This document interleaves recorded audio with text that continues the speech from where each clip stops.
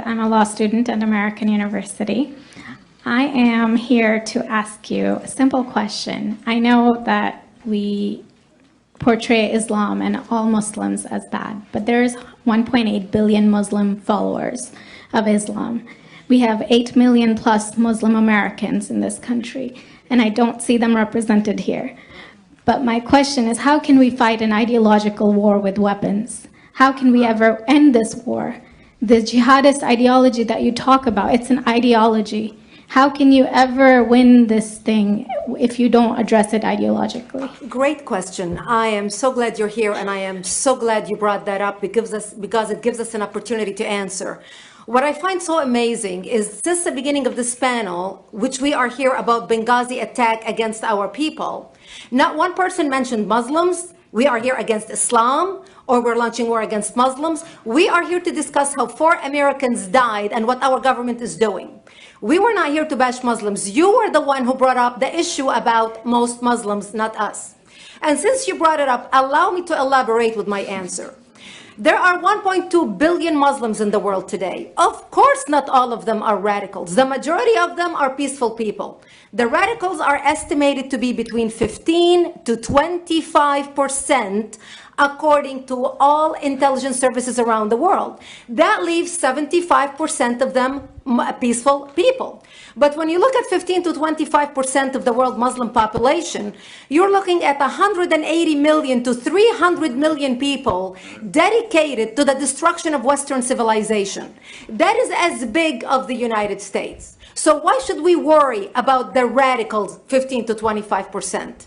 Because it is the radicals that kill. Because it is the radicals that behead and massacre. When you look throughout history, when you look at all the lessons of history, most Germans were peaceful. Yet the Nazis drove the agenda. And as a result, 60 million people died. Almost 14 million in concentration camps. 6 million were Jews. The peaceful majority were irrelevant. When you look at Russia, most Russians were peaceful as well.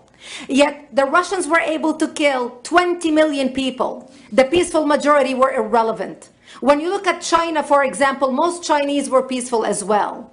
Yet the Chinese were able to kill 70 million people. The peaceful majority were irrelevant. When you look at Japan prior to World War II, most Japanese were peaceful as well. Yet Japan was able to butcher its way across Southeast Asia, killing 12 million people, mostly killed with bayonets and shovels. The peaceful majority were irrelevant. On September 11th in the United States, we had 2.3 million Arab Muslims living in the United States.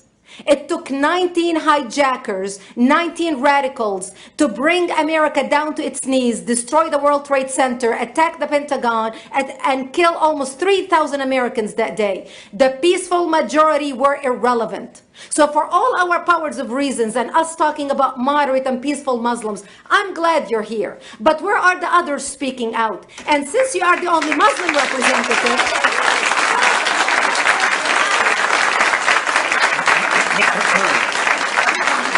save the applause till the end.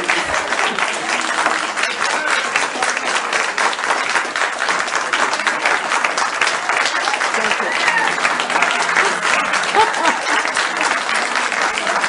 Thank you. And since you're the only Muslim representative in here, you took the limelight instead of speaking about why our government, and I assume, are you an American?